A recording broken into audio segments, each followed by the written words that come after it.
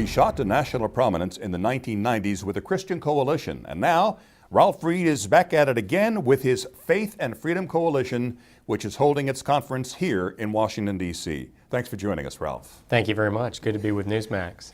How big a role will the Christian right play in the 2012 presidential elections, and how confident are you that Republicans will be able to recapture the White House?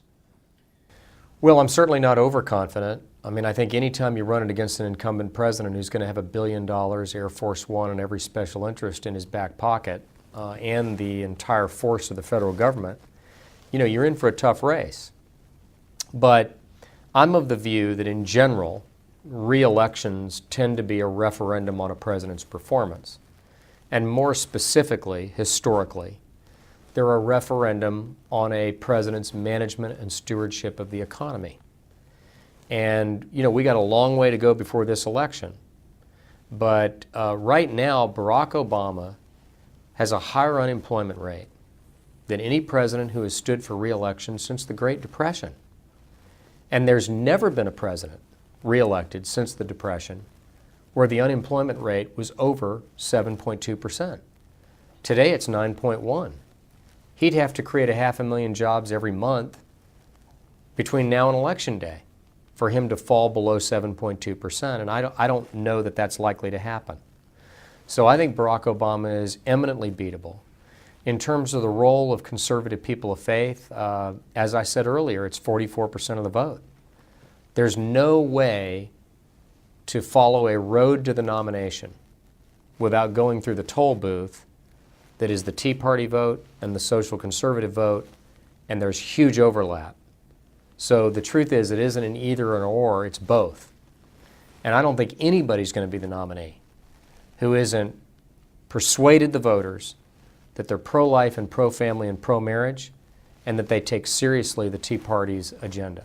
Given the economy, who will be most influential in choosing the 2012 GOP presidential nominee, social conservatives or fiscal conservatives? Well, I think it's unlikely to be an either or. We know from exit polling data that in 2008, 44% of all the voters in the Republican presidential primaries were social conservatives, mostly evangelicals, but also pro-family Roman Catholics. So, obviously, there's no way to ignore a vote that big, especially when in Iowa it's going to be between 55 and 60% of the vote.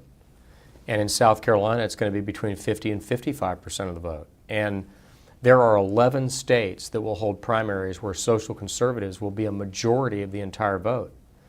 There are another 10 states where social conservatives will be between a third and 50% of the vote. So it's a huge constituency. But what's different in 12 versus 08 is the Tea Party constituency.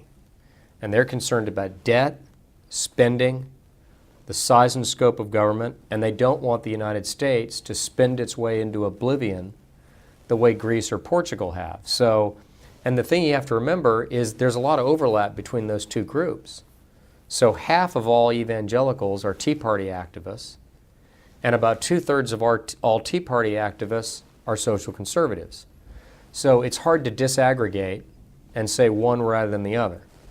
That election is 17 months away. Medicare, of course, now emerging as a huge issue. How important is it? Do you think the nation has a moral obligation to make sure that entitlement programs remain solvent?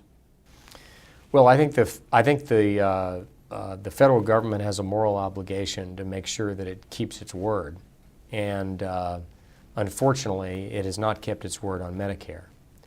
Medicare is fiscally destined for bankruptcy. What Barack Obama is proposing is a 15-member panel of faceless, nameless bureaucrats who will unilaterally cut reimbursement rates to doctors, hospitals, and nursing homes, such that Obama's own Congressional Budget Office and his own Centers for Medicare and Medicaid Services say that after they implement those cuts, 41% of all healthcare providers in America will no longer take Medicare.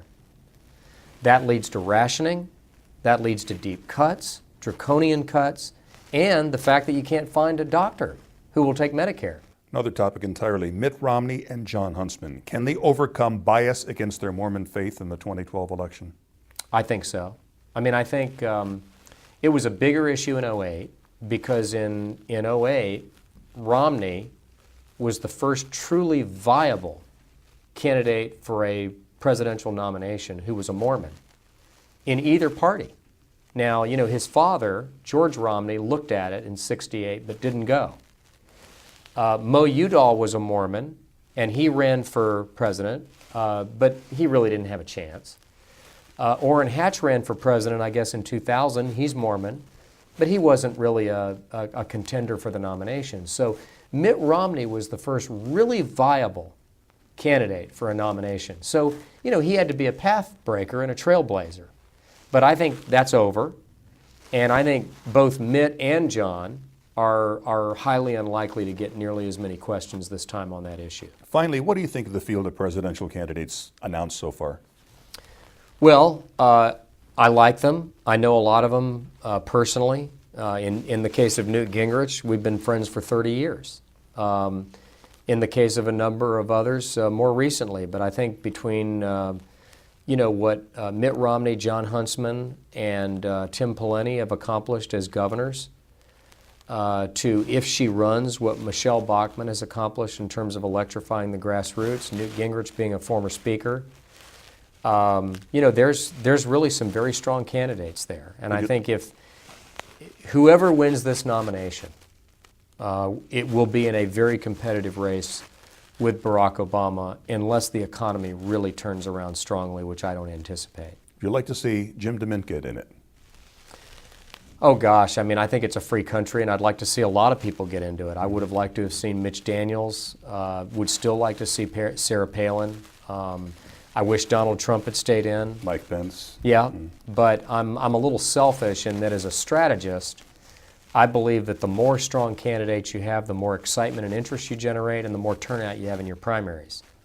So, you know, people have had to make their own individual choices. I mean, Haley Barbour, who spoke earlier today at the conference, I think Haley would have been a great candidate. But, you know, people decide not to run for various reasons, and sometimes they're very attractive. I mean, in '96, Colin Powell decided not to run, and in 2000, when George W. Bush ran, a lot of people decided not to run. So I think the field that we have is likely to be the final field. Ralph Reed, always a pleasure to see you, sir. Thank you so much. Thank you. Thanks for all you guys do at Newsmax. Thank you for watching Newsmax TV.